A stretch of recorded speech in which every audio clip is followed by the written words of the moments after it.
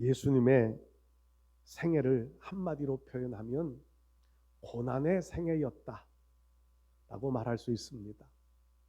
출생에서부터 마구간에서의 그 출생에서부터 피난길, 헤롯의 죽음을 피하여 죽음의 칼날을 피해서 피난길을 나면서부터 피난길을 가야 했고, 또 그 헤롯이 죽고 난 이후에는 이제 나사렛으로 가서 그의 삶이 참 어려움의 삶이었음을 많은 증언들이 그렇게 증언하고 있습니다.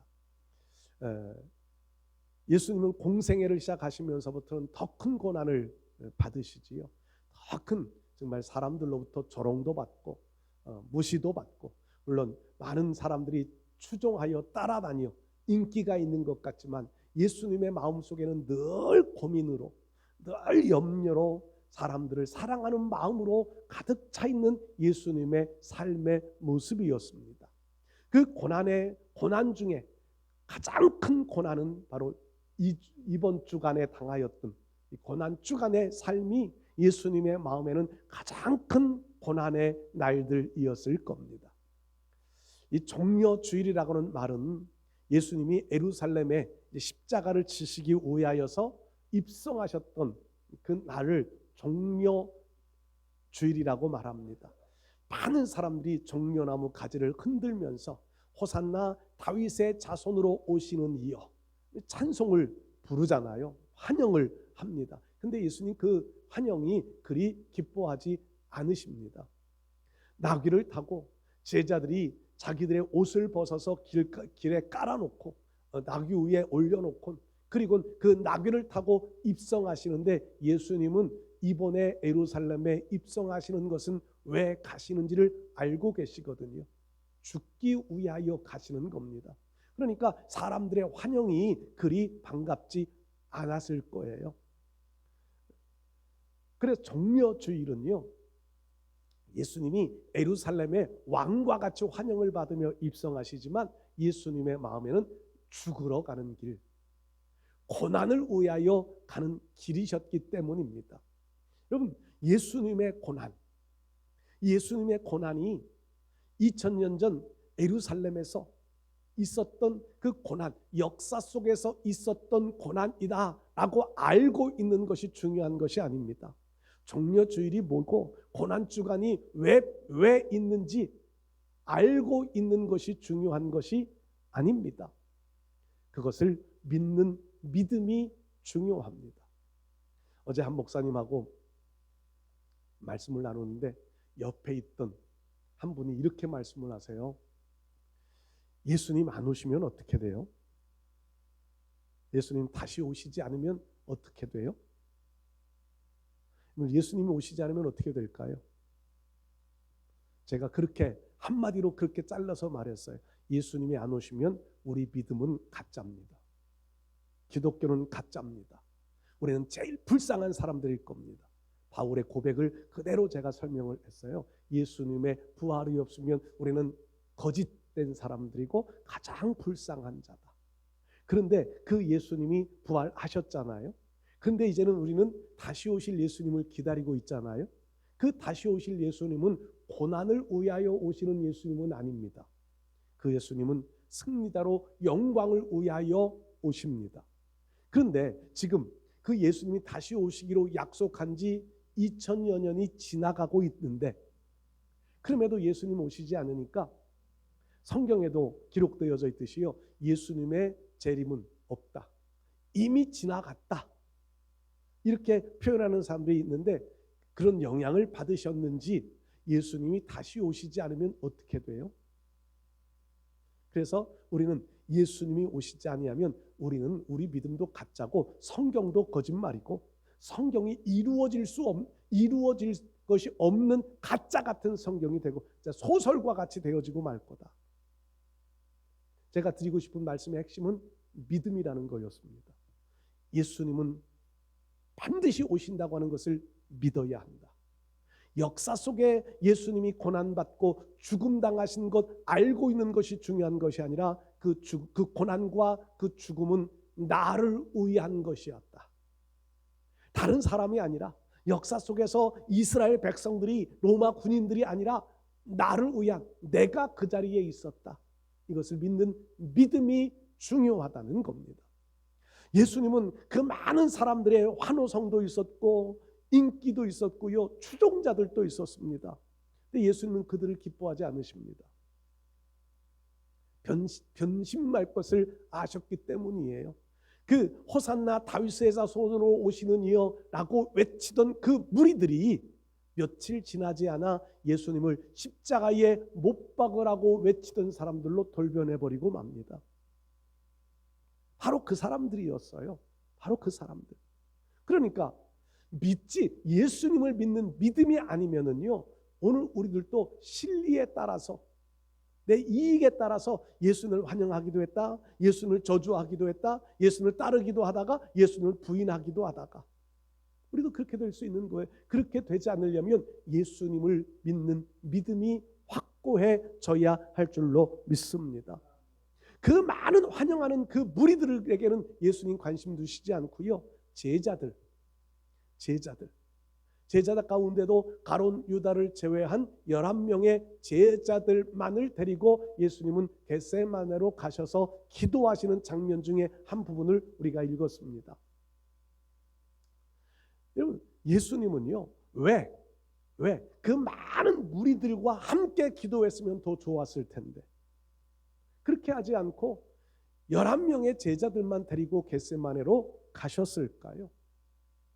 그리고 성경 말씀 읽어보면요, 그 11명의 제자들 속에서도요, 3명만 제자들 데리고 겟세마네 동산으로 가셔서 다른 8명의 제자들, 너희는 여기 머물러 있어 나와 함께 깨어 있어라.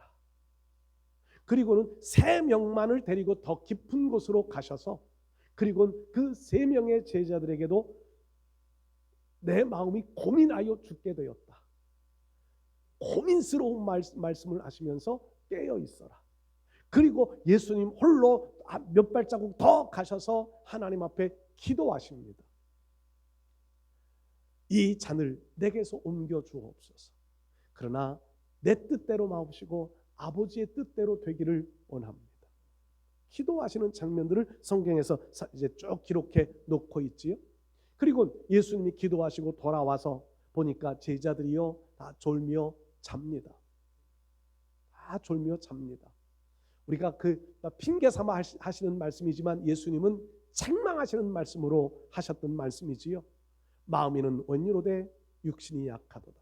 이건 주님의 책망하시는 말씀이었습니다. 정신력이 약하다고 하는 책망이었고요, 영적으로 깨어있지 못하다고 하는 책망이셨습니다. 그러면서 하시는 말씀이 시험에 들지 않게 깨어있어 기도하라고 말씀합니다. 연약한 제자들, 졸고 있는 제자들 위로하시는 말씀이 핑계대는 말씀이 아니라 책망의 말씀이었다고 하는 것을 우리는 기억해야 합니다. 그리고 제자들에게 깨어있어 기도해라. 그리고 두 번째 가서 기도하시고 돌아와서 보니까 또 여전히 자고 있습니다. 제자들은요, 피곤할 수밖에 없어요. 그 예수님과 함께 동행하면서 그 많은 사람들과 예수님 사이에 수발을 다 들으니까 힘들었겠지요. 힘들었을 겁니다. 예수님 자는 제자들 홀로 두고 또 가셔서 또 동일한 기도를 하시곤 오셔서 하시는 말씀이 일어나라 함께 가자. 일어나라 함께 가자. 주님은 지금도 우리에게 찾아오셔서 우리의 신앙의 수준이 어느 정도이든, 실패한 신앙이든 졸고 있는 신앙이든 아니면 정말 주님을 부인한 신앙이든, 주님의 백성이라면 주님은 찾아오셔서 우리에게도 지금 동일하게 말씀하실 줄로 생각합니다. 일어나라 함께 가자. 주님의 마음은 우리와 함께 있고 싶어 하시는 마음입니다. 함께 가자. 예수님이 지금 가시는 길이 어떤 길인데요? 죽음을 위하여 가는 길입니다. 이제 가룟 유다가 로마 군인들을 이끌고 옵니다. 예수님 그 상황 다 알고 계세요. 나를 파는 자가 가까이 왔다. 이제 나는 잡히게 될 것이고 이제 죽을 거다. 그런데 제자들을 향하여서 너희 안전한 곳으로 피하라 말씀하시지 않고요, 함께 가자라고 말씀합니다. 여러분, 주님의 마음을 우리가 한 번쯤 읽어봤으면 좋겠습니다. 주님의 마음을 좀 찾아봤으면 좋겠습니다. 함께 가기를 원하시는 주님의 마음, 어떤 마음일까요? 저는 이 말씀을 읽어가면서 이렇게 세 가지 정도로 한번 묵상해 봤습니다. 첫 번째로요, 주님이 함께 가자 하시는 말씀의 의도 속에 기도의 동참자로 함께 가자. 제자들에게 깨어있어, 깨어있어라, 나와 함께 기도하라는 표현은 나타나지는 않지만 주님의 마음은요, 주님 지금 겟세마네 동산에 기도하러 가셨잖아요. 제자들과 함께 깨어있어라, 너희도 좀 나와 함께 기도해라. 그 말씀이 후 뒤에 시험에 들지 않게 깨어있어 기도해라. 여러분, 예수님은 지금 절박한 마음을 가지고 기도하고 계신 거예요. 절박한 마음. 제자들은 그 예수님의 절박한 마음을 모릅니다. 이해하지를 못해요. 그 예수님의 절박한 마음 때문에 3번을 동일한 반복해서 기도를 드려요. 우리가 반복적인 기도가 나쁘다고 생각하시면 안 됩니다. 기도에 제목이 없어. 그냥 졸면서 반복하는 것은 중언부언이라 말할 수 있겠지만은요, 분명한 기도의 제목을 가지고 분명한 목적을 가지고 하나님 앞에 반복하는 기도, 그것은요 내 간절함의 표현이에요. 반복적인 기도, 시간 때우기식 반복이 아닙니다. 정말 간절한 마음 때문에 반복적으로 기도할 수밖에는 없는 것. 주님은 그런 기도를 드리세요. 근데 제자들은 그 주님의 마음을 이해하지 못합니다. 알지 못합니다. 여러분, 주님은 제자들에게 기도의 동참자가 되어달라고 요구하십니다. 내 고난에, 지금 같이 십자가에 죽을 수는 없지만 내 고난에 좀 동참해 줄 수는 없겠니? 함께 가자. 함께 기도하자. 여러분, 주님의 마음이 이렇다면 우리의 기도의 모습들을 한 번 더 점검해 보실 수 있기를 바랍니다. 가룟 유다는 자기의 이권을 위하여서 예수님을 따랐습니다. 그러니까 그 옥합을 깨뜨렸던 여인, 우리는 보통 막달라 마리아라고 추측을 하는데 그렇지 않다고 하시는 분들도 계시더라고요. 옥합을 깨뜨렸던 여인, 그 현장에서 가룟 유다는요 돈 계산을 합니다. 요한복음에는 그는 돈 맡은 사람으로 교회에서 돈을 훔치는 사람이라고 기록하잖아요. 이권을 생각하는 거예요. 주님 앞에 드려지는 헌신이 아니라 이권을 생각합니다. 오늘 우리 기도가 가룟 유다와 같은 기도가 되어진다면 우리는 회개해야 될 거예요. 회개 기도가 먼저 되어야 되겠지요. 베드로 같은 마음도 혹은 있을 수 있습니다. 다 주를 버릴지라도 나는 주를 버리지 않겠습니다. 호언장담합니다. 그 호언장담은요 인간의 육정이 앞섰기 때문이었습니다. 인간의 생각이 앞섰기 때문이에요. 예수님을 앞서서 보호하겠다고 하는 인간의 마음이 앞섰기 때문입니다. 주님의 마음과는 상관이 없어요. 그러니까 베드로, 예수님 죽음의 자리에 넘기지 않겠습니다. 사단아 내 뒤로 물러가라. 책망을 받을 수밖에 없었던 것은 인간의 육정이 먼저였기 때문입니다. 베드로는 그 말에 책임감을 가지고요, 가룟 유다가 로마 군인들을 데리고 올 때 칼 빼요. 칼싸움 하잖아요. 실제로 예수님 보호하겠다는 열망을 가져요. 그것은 육정이었습니다. 인간의 인간적인 판단 생각이었던 것. 주님은 그런 것을 원하지 않으십니다. 인간의 육정을 가진 예수님 보호를 원하지 않으세요. 예수님은 주님의 마음을 알아 주님과 함께 고난받는, 주님과 함께 기도하는 그 자리로 갈 수 있기를 주님은 원하십니다. 시험에 들지 않게 깨어있어 기도해라. 제자들은 다 시험 들었습니다. 제자들은 다 시험 들었습니다. 그래서 예수님 버리고 도망갑니다. 베드로가 훗날 자기의 그 잘못을 깨닫고 베드로서를 기록할 때 그렇게 말하잖아요. 깨어있으라. 우는 원수 마귀가 굶주린 사자처럼 삼킬 자를 찾고 있다. 그 삼킬 자 앞에 우리가 시험 들지 않으려면, 넘어지지 않으려면 깨어있어 기도해야 한다. 그래서 베드로가 베드로 전후서에 기도에 대하여서 많이 강조하는 것을 볼 수 있습니다. 주님의 말씀을 생각했기 때문이었을 겁니다. 근데 예수님은 반복적인 기도를 드리며 땀방울이 핏방울이 되어지는 것 같은 기도를 드려졌던 예수님은 시험에 들지 않습니다. 빌라도의 모욕적인 재판, 그 재판 앞에서도 예수님은요 떳떳하셨습니다. 억울한 죄목을 쓰고요 억울하게 십자가의 죽음을 당하고 못 박힘을 당합니다. 시험에 들지 않았습니다. 기도로 승리하셨기 때문에 시험에 들지 않을 수 있었습니다. 여러분, 오늘 우리의 삶들 속에 기도하는 주님과 함께 기도하는 자리, 나만 홀로 기도하는 것도 주님은 원하지 않으실 거예요. 주님과 함께 기도하는 자리, 여러분들이 기도하는 그 자리에 주님이 함께 하실 거고요, 주님이 원하시는 그 자리에 우리가 머물러 있다면 주님과 함께 기도하는 신앙이 될 수 있을 겁니다. 기도의 자리에 동참자가 되기를 원하시는 주님의 마음을 알아 주님과 함께 기도의 승리자들 되시기를 축복합니다. 두 번째로요, 예수님이 일어나라 함께 가자 하시는 말씀의 의미 속에는요 사랑의 동참자가 되라 라고 하시는 의도가 담겨져 있습니다.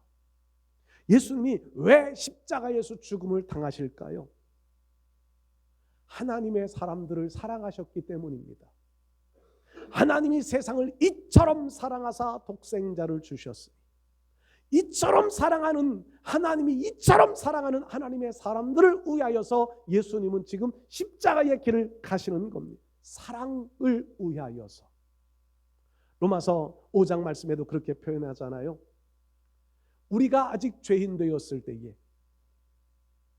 예수님께서 십자가에서 죽으심으로 우리에 대한 자기의 사랑을 확증하셨다고 말씀합니다. 죄인 되어 있을 때에 하나님은 의인만 사랑하는 것이 아닙니다. 여러분들은 의인이십니까? 죄인이십니까? 어제 한 목사님을 또 만났는데 그 목사님은 또 그렇게 말씀하시대요. 우리가 설교를 해가면서 성도들을 의인의 자리로 올려놓지 말고 죄인의 자리로 내려놓아야 예수님을 찾게 된다. 아멘 했습니다. 여러분들은 의인이세요? 죄인이세요? 죄인임을 인정할 때, 내가 죄인임을 알게 될 때 예수님을 찾게 되고 예수님을 의지하게 되는 거예요. 근데 하나님의 그 사랑이요 의인을 사랑했다면, 완전한 사람을 사랑했다면 주님은 십자가에 안 죽으셨을 겁니다. 죄인임에도 불구하고, 불완전한 자임에도 불구하고 우리를 사랑하셨기 때문에 예수님은 십자가에서 죽으신 겁니다. 그 십자가에서 죽으시면서 우리를 향한 자기의 사랑을 확증해 주신 겁니다. 여러분들, 이 사랑, 그러면서 제자들에게도 말씀하잖아요. 내가 너희를 사랑한 것 같이 너희도 서로 사랑해라. 서로를 사랑할 수 있는 것, 서로를 사랑할 수 없는 상대이지만 하나님의 사랑으로 하나님의 백성이기에 그럼에도 불구하고 사랑할 수 있는 것, 이것이 예수님이 원하시는 마음. 함께 가자. 내가 너희를 사랑한 것 같이 너희도 서로 사랑해라. 사랑의 자리에 함께 가자. 주님은 이런 마음으로, 이런 생각으로 제자들과 함께 죽음의 자리를 가시면서 일어나라 함께 가자 말씀하신 줄로 믿습니다. 여러분, 사랑 중에 가장 큰 사랑이 뭘까요? 사랑 중에 가장 큰 사랑, 물론 머릿속에는 예수님의 사랑이라고 생각하실 수 있을 거예요. 우리가 할 수 있는 최고의 사랑, 육적인 사랑은요 한계가 있습니다. 부모가 자식을 사랑하는데도 한계가 있고요, 자식이 부모를 사랑하는데도 한계가, 부모의 사랑이 더 크다고 그러지요. 한계가 있어요. 그런데 그 한계, 육적인 사랑의 한계를 뛰어넘을 수 있는 사랑이 있습니다. 영혼을 사랑하는 겁니다. 예수님께서 우리의 영혼을 사랑하셨듯이 우리들도 영혼을 사랑하는 겁니다. 그 영혼을 사랑하는 마음의 가장 중요한 큰 것은요, 지옥 백성을 천국 백성 되게 만들어주는 것보다 더 큰 사랑은 없는 줄로 믿습니다. 여러분들이 지옥의 그 영원한 지옥의 형벌 가운데 던져질 수밖에 없었던 우리들이지만 예수님의 사랑으로 인하여서 천국에 갈 수 있는 길들을 열어주셨잖아요. 이것이 큰 사랑인데 우리가 주변의 사람들을 사랑하는 사랑의 그 큰 사랑의 표현이 가장 큰 사랑의 표현이요, 천국 백성 될 수 있는 길을 열어주는 겁니다. 예수님을 전해주고 예수님 믿는 믿음을 전해주고, 그래서 그들로 하여금 예수님 믿고 천국 갈 수 있는 믿음의 백성들이 되어줄 수 있게 만들어준 것. 천국에서 그래서 많은 사람을 옳은 길로 인도하는 사람들은 하늘의 별과 같이 빛나게 하신다. 상급이 제일 크다는 말씀이잖아요. 옳은 길로 인도하는 우리 사랑의 동참자, 복음을 예수님을 증거해 전해주어서 우리 가족들이나 주변 사람들에게 예수님을 전해주어서 예수님의 사랑을 전해주어서 우리 모두가 이 예수님의 사랑의 동참자들이 되어 가실 수 있기를 축복합니다. 세 번째로요, 우리 주님이 일어나라 함께 가자 하시는 말씀의 의도 속에는요, 십자가의 동참자로 함께 가자, 십자가의 죽음의 길에 함께 가자. 실제로 예수님의 제자들은 예수님이 십자가에 죽으실 때는 다 도망가고 없었습니다.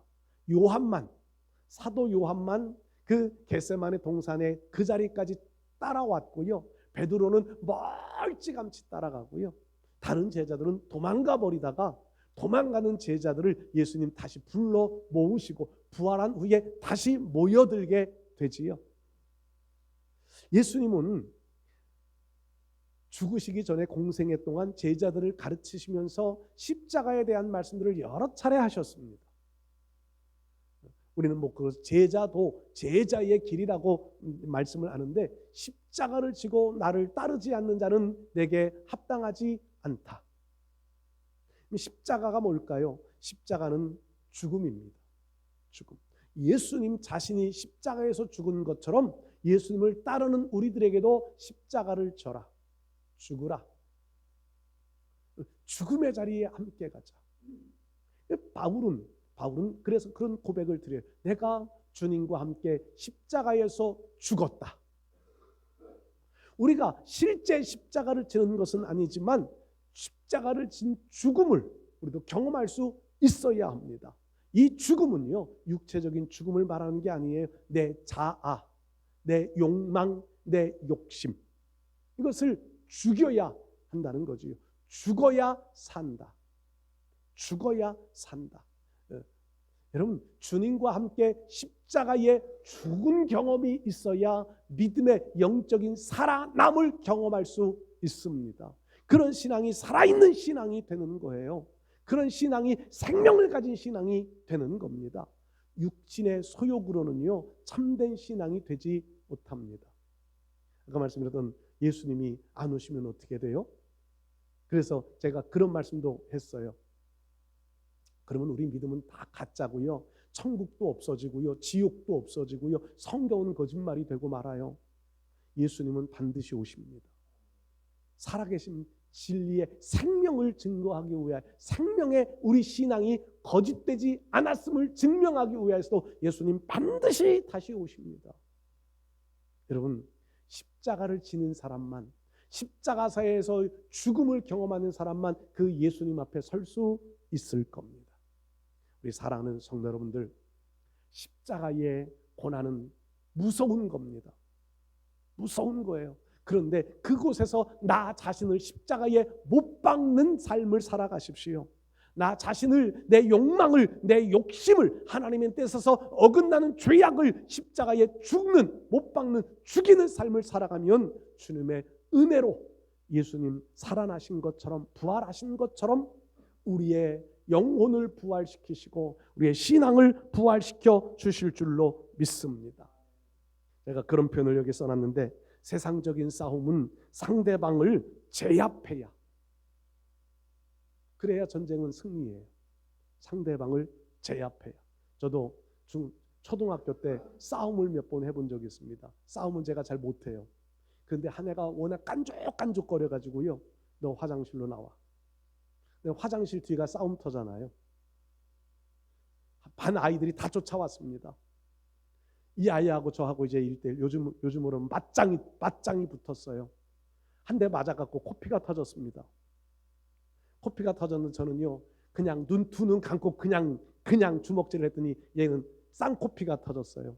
양쪽 피가 탑 코에서. 누가 이겼나요? 제가 이긴 거예요. 그때부터 저희 반 아이들이 저를 무시하지 않아요. 저는 시골에서 전학을 갔었거든요. 무시하지 않더라고요. 상대방을 제압하고 나니 깐족깐족대는 학교에서 나름 요즘식으로 말하면 짱이라는 아이가 저를 괴롭히니까 다른 아이들이 다 저를 초등학교 전학간 서울로 전학간 촌뜨기라고 무시하고 그러더라고요. 제압하니까 걔를 이기고 나니까 다른 아이들이 인정해 주더라고요. 그런데 이건 세상적인 싸움일 뿐이에요. 영적인 싸움은요 내가 죽어야 이기는 겁니다. 세상적인 싸움은 상대방을 꺾어놔야 내가 이기는 거지만 영적인 싸움은 내가 십자가상에서 주님과 함께 죽어야 내가 승리하는 거지요. 어둠의 권세로부터 죄악의 권세로부터 승리자가 되어져야 주님과 함께 갈 수 있습니다. 십자가의 동참자. 끝까지 주님과 함께 가는 신앙이 되실 수 있기를 주의 이름으로 축복합니다.